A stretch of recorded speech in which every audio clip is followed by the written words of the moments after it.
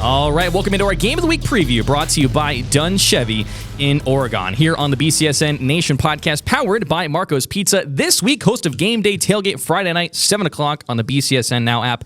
We got the number 1 ranked Central Catholic 12-0, and the 4 seed Mansfield Senior 10-2 at Clyde Central Catholic.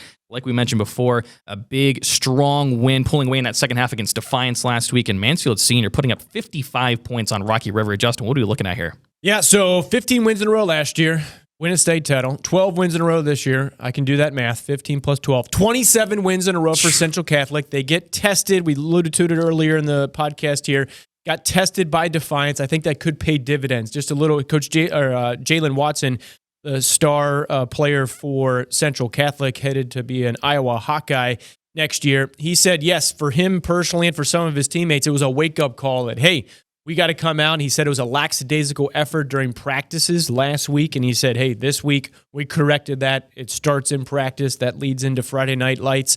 So they got that piece to the puzzle for this game against Mansfield Senior. But Coach Greg Dempsey said, hey, Mansfield Senior is legit, a team that during Dempsey's tenure, they had never gone against. This will be the first time, regular season or postseason, according to Coach Dempsey, that Central Catholic is taking on Mansfield Senior. So interesting element due to the length of time, 2+ decades, that Coach Greg has been there.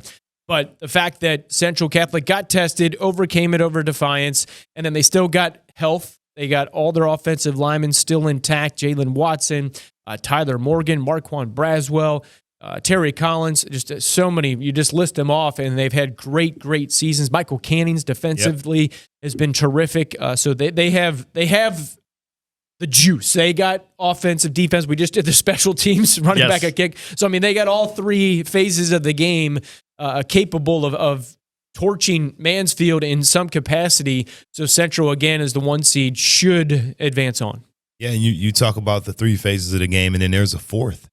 Coaching. Yes. That phase of the game matters too. And then when you look at Mansfield Senior, you look at Ch Bradley, who's their head coach. He was coach of the year for their conference. So, they're playing really good football. They're being coached up extremely well. So Central Catholic, they can't just come out here and just not lock in on what the task is at hand. They're going to have to deal with a couple studs up front with Thomas and Smith, 2 all-league guys that start on both sides of the football. Now that could cause them problems later down in the game, because Central Catholic don't have any linemen that go both ways. Maybe Canning might hop on the O-line every here and there, but they don't have anybody that go both ways. So that could be a trouble there for Mansfield. But they start out really fast. Again, their secondary is pretty good. They make a lot of plays. This 𝗦𝗽CE, he's got about 3 picks on the season, and then one of their other top players is Maurice Bradley, who's got over 100 tackles this season, a few tackles for loss, a couple interceptions. So defensively, they're going to be sound and ready for Central Catholic.